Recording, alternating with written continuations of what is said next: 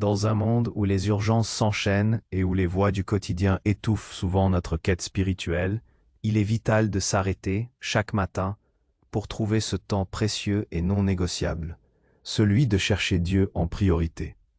Cette vidéo vous invite à plonger au cœur des promesses vivantes de la Bible.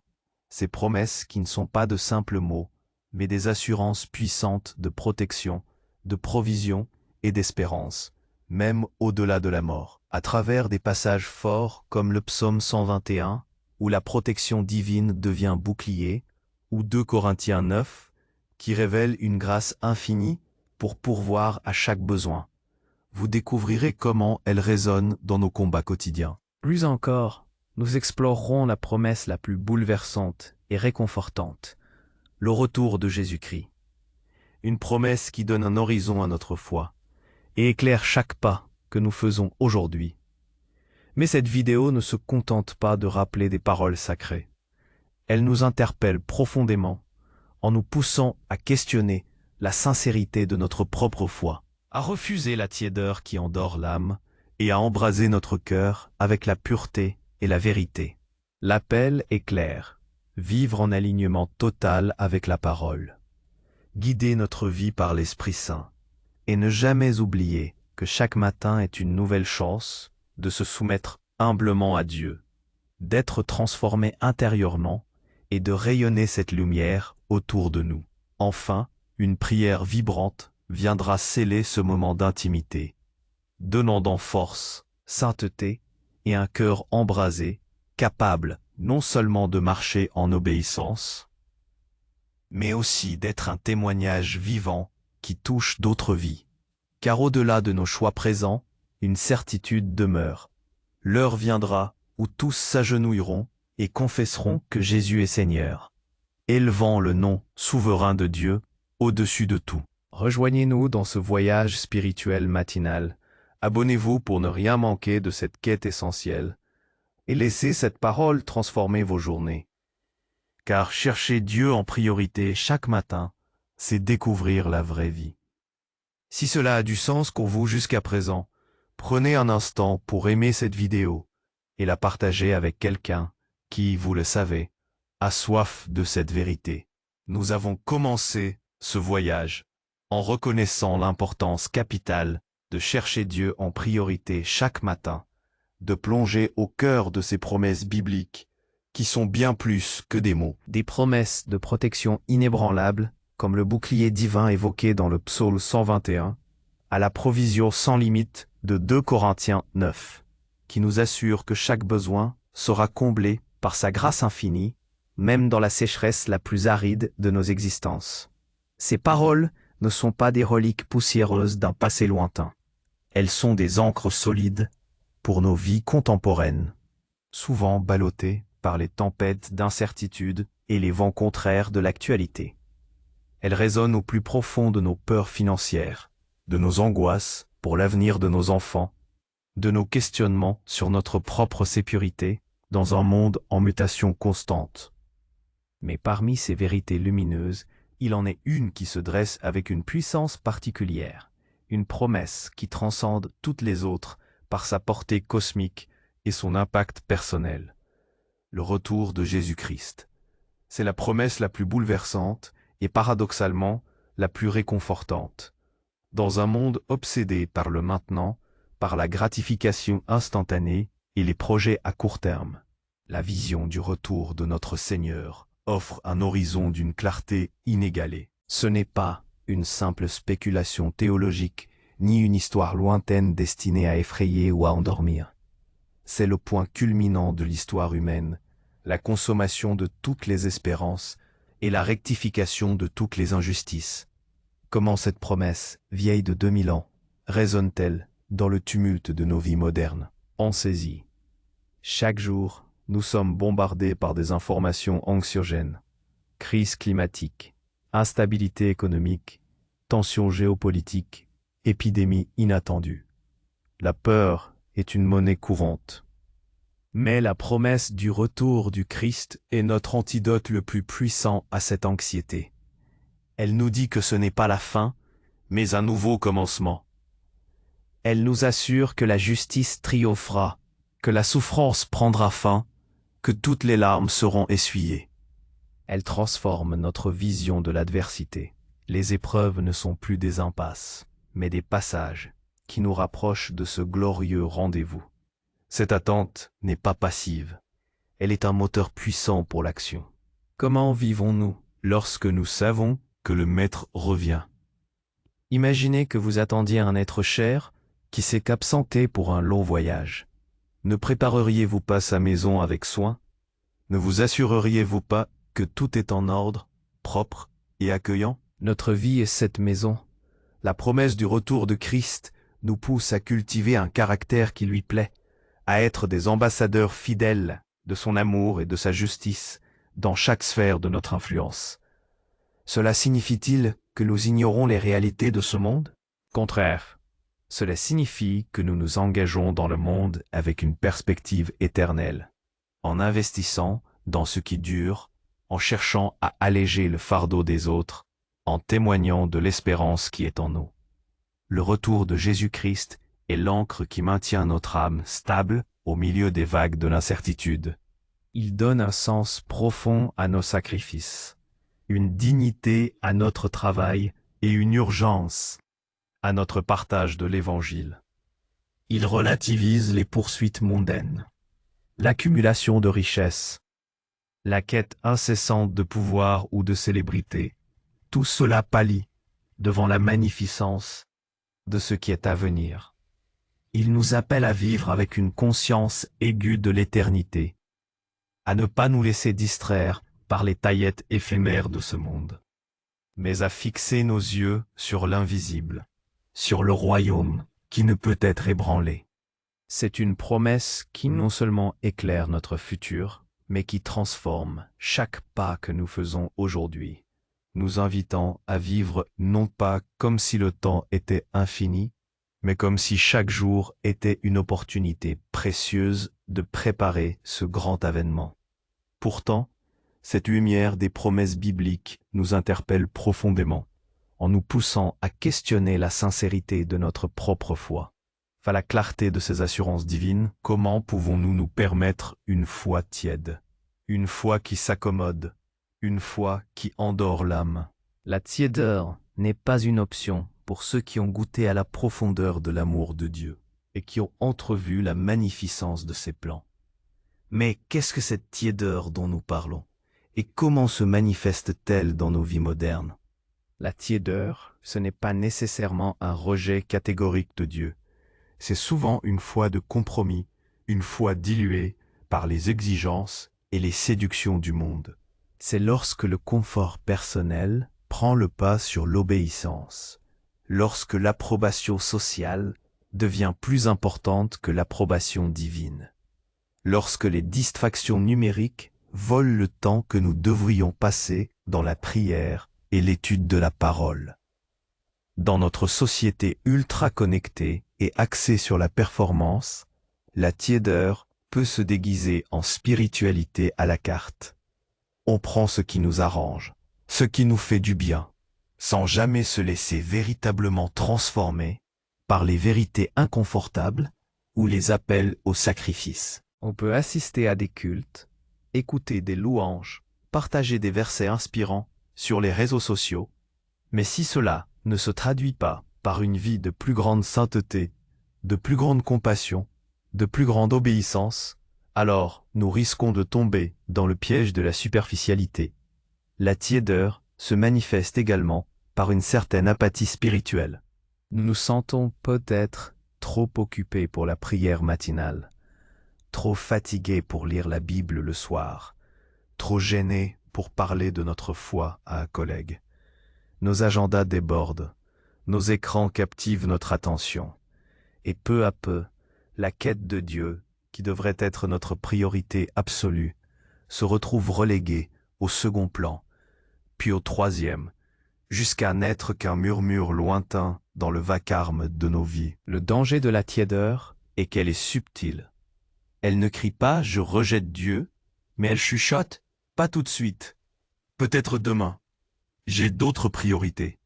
Elle nous enferme dans une zone de confort spirituel où nous sommes suffisamment proches de Dieu pour ne pas nous sentir complètement perdus, mais suffisamment éloignés pour ne pas être radicalement transformés. Une foi tiède n'impacte pas le monde, elle est au contraire modelée par lui. Elle ne témoigne pas de la puissance de Dieu, elle reflète la faiblesse de notre engagement. C'est pourquoi l'appel est clair et urgent. Nous sommes invités à refuser cette tiédeur qui endort l'âme et à embraser notre cœur avec la pureté et la vérité. Embraser notre cœur, c'est désirer ardemment la présence de Dieu. C'est laisser sa parole nous consumer, nous purifier de tout ce qui est impur, de toute compromission, de tout mensonge que le monde tente de nous vendre. La pureté n'est pas une vieille notion démodée. C'est une force radicale qui nous permet de voir clairement, de penser sainement, d'agir avec intégrité. Dans un monde saturé de relativisme moral et d'informations biaisées, la vérité de la parole de Dieu est notre unique bouclier et notre épée affûtée. Elle nous donne le discernement pour naviguer dans le labyrinthe des opinions et des idéologies et la force de tenir ferme sur ce qui est juste, même lorsque cela est impopulaire. Vivre avec un cœur embrasé de pureté et de vérité signifie aussi une remise en question constante de nos motivations. Pourquoi faisons-nous ce que nous faisons? Pour être vus? Pour être approuvés? Ou pour la gloire de Dieu? C'est une invitation à la transparence, à la cohérence entre ce que nous professons et ce que nous vivons. C'est un appel à une foi authentique, vibrante, qui n'a pas peur de se montrer, de s'engager, de se sacrifier pour ce qui est éternel. Ainsi, l'appel est clair. Vivre en alignement total avec la parole, guider notre vie par l'Esprit Saint, et ne jamais oublier que chaque matin est une nouvelle chance de se soumettre humblement à Dieu, d'être transformé intérieurement et de rayonner cette lumière autour de nous. L'alignement total avec la parole n'est pas un concept abstrait.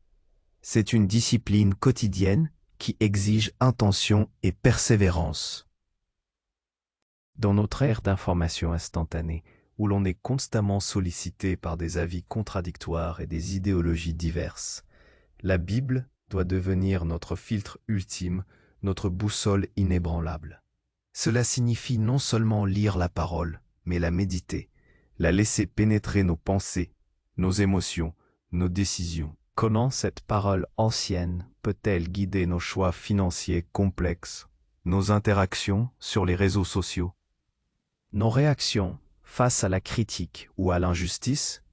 Ces principes fondamentaux, l'amour, la justice, la miséricorde, la vérité, l'humilité, sont éternels et s'appliquent à chaque facette de notre existence moderne. Un alignement total implique que nous laissons la parole redéfinir notre succès, notre bonheur, nos valeurs, nous libérant des définitions fluctuantes et souvent vides du monde. Chaque matin, c'est l'opportunité de s'immerger dans cette source de sagesse, de la laisser façonner notre vision du jour qui commence, de nos rencontres, de nos défis. Ensuite, guider notre vie par l'Esprit Saint. C'est l'essence même de la vie chrétienne. Dans un monde où nous sommes encouragés à suivre nos instincts, nos émotions, nos désirs, l'appel à être guidé par l'Esprit peut sembler contre-culturel. Pourtant, c'est la seule voie vers une vie véritablement épanouie et significative. L'Esprit Saint n'est pas une force mystique lointaine. Il est une présence active, une voix douce mais puissante qui nous enseigne, nous console, nous corrige et nous donne la force de vivre au-delà de nos propres capacités. Comment cette guidance se manifeste-t-elle concrètement dans nos vies? Par le discernement. L'Esprit nous aide à distinguer le bien du mal, le superficiel de l'essentiel, la sagesse humaine de la sagesse divine. Il nous pousse à l'amour là où nous aurions tendance à juger, à la patience là où nous voudrions nous précipiter, à la vérité là où nous serions tentés par la facilité. Cela signifie cultiver une sensibilité à sa voix, prendre le temps de l'écouter avant de réagir, de prier avant de décider. Dans nos relations, au travail, Dans nos loisirs, l'Esprit Saint est notre conseiller le plus fidèle, nous aidant à manifester le fruit de l'Esprit. L'amour, la joie, la paix, la patience, la bonté, la bénignité, la fidélité, la douceur, la maîtrise de soi, qui sont autant de signes tangibles d'une vie dirigée par Dieu. Et jamais oublier que chaque matin est une nouvelle chance de se soumettre humblement à Dieu. Dans une culture qui exalte l'autonomie, l'indépendance et la maîtrise de soi, l'idée de soumission peut paraître difficile, voire régressive. Mais la soumission à Dieu n'est pas une faiblesse. C'est la manifestation ultime de la force, de la sagesse et de la confiance. C'est reconnaître qu'il est le Créateur, le souverain, celui qui détient le plan parfait pour nos vies, un plan bien meilleur que tout ce que nous pourrions imaginer. Se soumettre humblement, c'est déposer nos fardeaux, nos inquiétudes, nos ambitions, nos peurs à ses pieds. C'est renoncer à vouloir tout contrôler, à dicter nos propres termes à Dieu. C'est un acte de foi radical qui dit « Seigneur, pas ma volonté, mais la tienne ». Cette soumission n'est pas une perte de liberté, mais la découverte de la vraie liberté. La liberté de ne plus être esclave de nos propres désirs égoïstes, de la pression des attentes mondaines, de la peur de l'échec ou du regard des autres. Elle nous ouvre à une transformation intérieure profonde. Lorsque nous nous soumettons, Dieu peut œuvrer en nous, purifiant nos motivations, guérissant nos blessures, renouvelant nos esprits. C'est dans cette humilité que nous trouvons une force insoupçonnable, une paix qui dépasse toute compréhension et une joie qui ne dépend pas des circonstances extérieures. Et cette transformation intérieure n'est pas destinée à rester cachée. Elle est destinée à rayonner cette lumière autour de nous. Nous sommes appelés à être des témoignages vivants, non par des discours forcés ou des démonstrations ostentatoires, mais par la manière même dont nous vivons. Notre patience dans les embouteillages, notre intégrité au travail, notre compassion envers ceux qui souffrent, notre capacité à pardonner, notre espérance inébranlable face à l'adversité. Tout cela parle de la puissance de Dieu en nous. Chaque interaction devient une opportunité de refléter le Christ. La lumière que nous portons n'est pas la nôtre, mais celle de Dieu, et elle a le pouvoir de percer les ténèbres, de semer des graines d'espoir et de toucher d'autres vies qui cherchent désespérément un sens, une vérité, un amour authentique. C'est notre vie, alignée, guidée et soumise, qui devient la plus puissante des prédications, capable non seulement de marcher en obéissance, mais aussi d'être un témoignage vivant qui touche d'autres vies. Car au-delà de nos choix présents, une certitude demeure, une vérité inaltérable qui donne un sens ultime à tout ce que nous avons abordé. L'heure viendra où tous s'agenouilleront et confesseront que Jésus est Seigneur, élevant le nom souverain de Dieu au-dessus de tout. C'est la destinée de l'humanité, l'accomplissement de toutes les prophéties, la révélation finale de la majesté divine. À la lumière de ces vérités profondes, cette question brûlante se pose à chacun de nous. Qu'est-ce qui occupe véritablement la première place dans votre vie ce matin? Est-ce la course effrénée du monde, les soucis qui semblent nous submerger, ou est-ce la quête ardente de sa présence, de sa parole, de sa direction? Comme l'a si bien dit le grand Augustin, notre cœur est inquiet tant qu'il ne se repose en toi, Seigneur. Cette soif inextinguible que nous ressentons, ce vide que rien ne semble combler durablement, n'est en réalité qu'un appel profond de notre âme vers son Créateur, un cri silencieux pour retrouver son ancrage divin. Chaque matin est une nouvelle page blanche, une opportunité renouvelée de réaligner notre boussole intérieure. C'est un don, une invitation à déposer nos fardeaux, à renouveler nos forces et à embrasser la vie abondante qu'il nous promet. Chercher Dieu en priorité, ce n'est pas une option. C'est la voie vers la vraie liberté, la vraie paix, la vraie vie. Alors, en ce jour nouveau, êtes-vous prêt à faire de cette quête de Dieu votre priorité absolue? Êtes-vous prêt à laisser sa parole transformer chaque fibre de votre être, à laisser son esprit guider chacun de vos pas et à devenir un témoignage vivant de son amour dans un monde qui en a désespérément besoin. La décision est personnelle, mais ses implications sont éternelles. La tiédeur n'est pas une option pour ceux qui aspirent à l'éternité et à la plénitude de la vie en Christ. Je vous invite maintenant à un moment de prière, en nous inspirant des mots du psaume 63. Ô Dieu, tu es mon Dieu, je te cherche. Mon âme a soif de toi. Ma chair soupire après toi, dans une terre aride et desséchée, sans eau. Prions. Seigneur notre Dieu, en ce matin nouveau, nous nous tenons devant toi, le cœur ouvert et assoiffé. Nous te demandons humblement de nous enseigner à te chercher en premier, à faire de ta présence la boussole de notre journée. Accorde-nous la force de résister à la tiédeur, la sagesse de ta parole pour guider nos pas, et l'embrasé de ton Esprit Saint pour que nous marchions dans la sainteté et l'obéissance. Fais de nous des témoignages vivants de ton amour, des lumières dans les ténèbres, afin que d'autres puissent aussi te connaître. Prépare nos cœurs pour le glorieux retour de ton Fils, Jésus-Christ, notre Sauveur. Que nos vies te glorifient en tout temps. Amen. Si cette prière a touché votre âme, ou si cette réflexion a éclairé votre chemin, je vous invite à aimer cette vidéo et à laisser un commentaire ci-dessous. Partagez avec nous ce que chercher Dieu en priorité signifie pour vous, ou un verset qui vous donne force.